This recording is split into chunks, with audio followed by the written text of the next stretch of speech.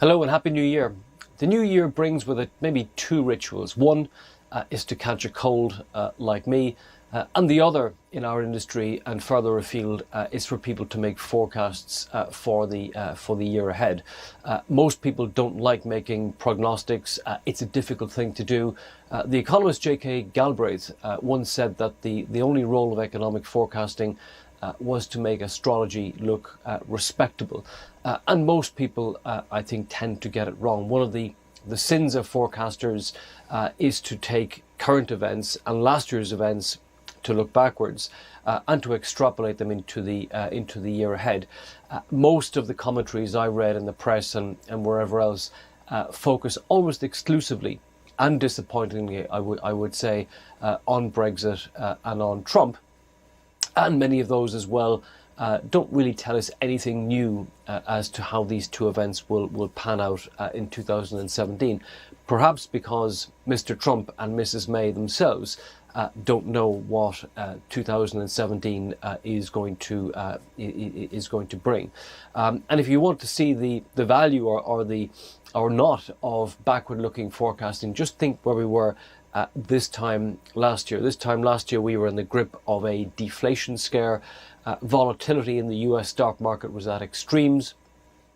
In Europe, the ECB was desperately worried about deflation, was revising downwards its inflation forecasts and about to pump more QE into the markets. And there were grave worries about China and a range of other emerging markets, Brazil being top amongst them.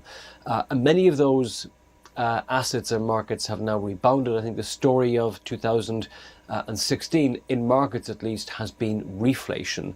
And maybe for the first time in 6-7 years, and many of you will know our own inflation hypothesis, people beginning to put scares of financial crisis, of deflation behind them, and taking a much more pro-cyclical, pro-inflation, maybe pro-growth outlook. And that's really been marked asset prices, certainly in the last 2 or 3 months. And this, I think, leads us to a couple of investment recommendations as we head into the new year. One of the winning strategies last year was to have been a contrarian. So this time last year, if you were a contrarian, you would have bought oil, you would have bought inflation plays, inflation-linked bonds, some other commodities. Banks, of course, became very, very cheap throughout the course of 2016, and all of those have rallied and continue to rally. If you're a contrarian today, what might you be buying? You might buy sterling. Have a look at the yen. Have a look at gold. In equities, look at biotech stocks. Look at solar stocks, for example. Look at volatility. All of these things have been underperformers or relative underperformers, and I think many of them got the virtue that they are cheap, if not in their own right. Also, I think relative to other asset classes. I think the other thing to note, on a much more tactical note, is that we're now 2 weeks away from the Trump inauguration.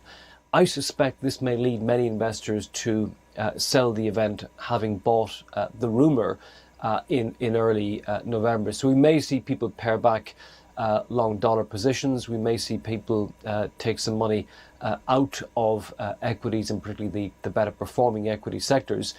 Not least, I think, because the reality of Trump in the White House brings with it fears that the other side of Trump, we've just seen the reflationary view of Trump expressed in the markets, and the other side is one of someone who's much more trade protectionist, and you've seen already the impact of that on some of the US car makers scotching plans to build plants in Mexico. But potentially be a little bit more cautious as we head towards the inauguration. I think more broadly the reflation trade will continue for at least the next 6 months of this year. So we would use any kind of dip to maybe to gain further exposure to that. But the next big event is January 2021 and the Trump inauguration. We look forward to it. Thank you.